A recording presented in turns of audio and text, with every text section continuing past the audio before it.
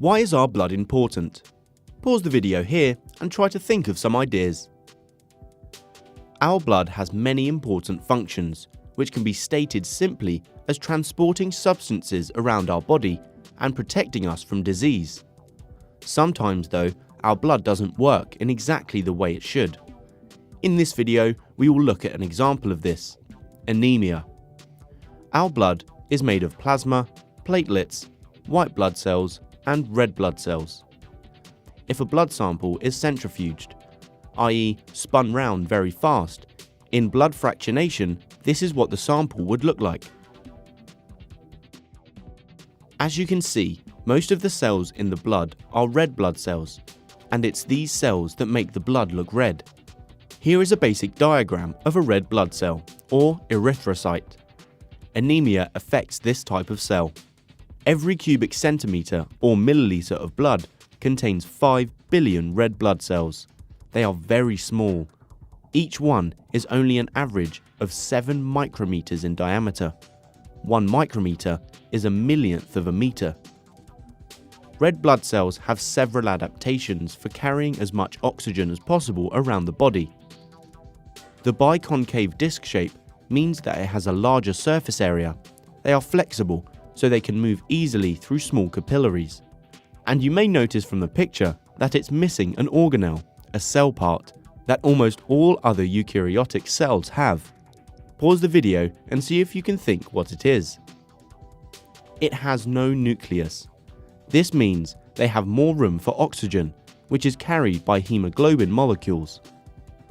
Anemia is the general term for having either fewer red blood cells than normal or having an abnormally low amount of hemoglobin in each red blood cell. There are several different types of anemia, and each one has a different cause.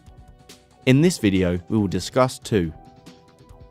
Pernicious anemia occurs when a lack of vitamin B12 or folate causes the body to produce abnormally large red blood cells that can't function properly.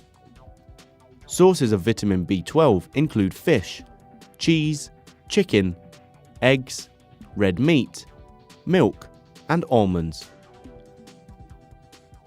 Iron deficiency anemia, the most common type, is when there is a lack of iron in the body, perhaps from a diet that is low in iron or because of blood loss or pregnancy. People who have particularly heavy periods are susceptible to this type of anemia. Symptoms can include tiredness and lack of energy, shortness of breath, noticeable heartbeats or heart palpitations, and pale skin. This is all because the red blood cells that are made are smaller than normal and sometimes irregular in shape, meaning each cell can carry less oxygen. They will also appear paler when looked at under a microscope, and the symptoms are produced because the person's body cells do not receive enough oxygen for respiration.